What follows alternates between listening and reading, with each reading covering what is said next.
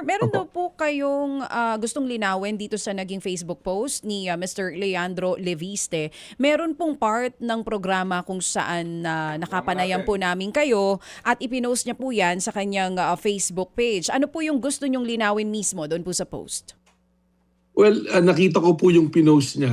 Kinuha niya po yung sa ating panayam at sinasabi niya dun sa post niya, dun sa caption ng post niya na ako daw mismo inamin ko na may mix up, may mali.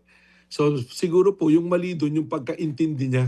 Sapagkat pinaliwanag ko po, palagay ko naintindihan niyo naman po parehas ni Kated yung aking paliwanag na yung pagkilos na yon, dalawang bagay yung nakita natin. Yung una, yung po yung sa human trafficking side nitong tinatawag na talent manager, si alias Ken.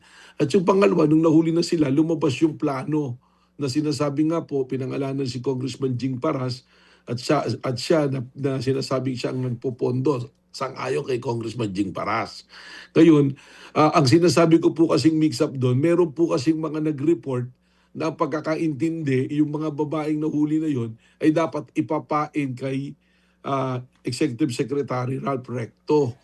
Ang sinasabi po namin, nahuli sila doon sa human trafficking angle at hindi naman din po hinuli yung mga babae kundi ni-rescue. Ang nahuli po yung pong talent manager. At habang iniimbestigahan, lumabas na may plano pala na itong talent manager na to kausap ni Congressman Jing Paras para po gumawa ng iba't ibang istorya na character assassination. Kung maalala po ninyo, binanggit ko pa yung term na compromat.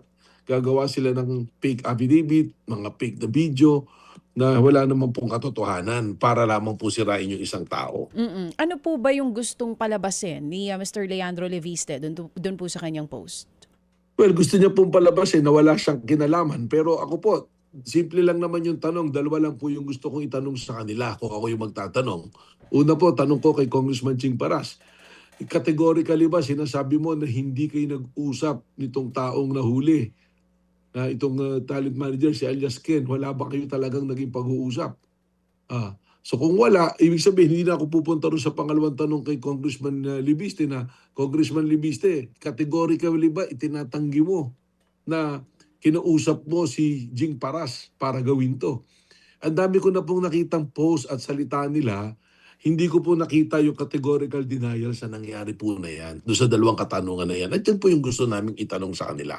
Mga kapatid, patuloy po kayong tumutok sa 105.9 True FM para sa totoong balita, impormasyon, music, and entertainment. Mag-subscribe sa aming YouTube channel at podcast at sundan nyo kami sa Facebook, Instagram, X at TikTok sa True Network PH. Bisitahin din po ang aming official website, truefm.ph. At panoorin din kami sa True TV Signal, Channel 19. Kami po ang 105.9 True FM.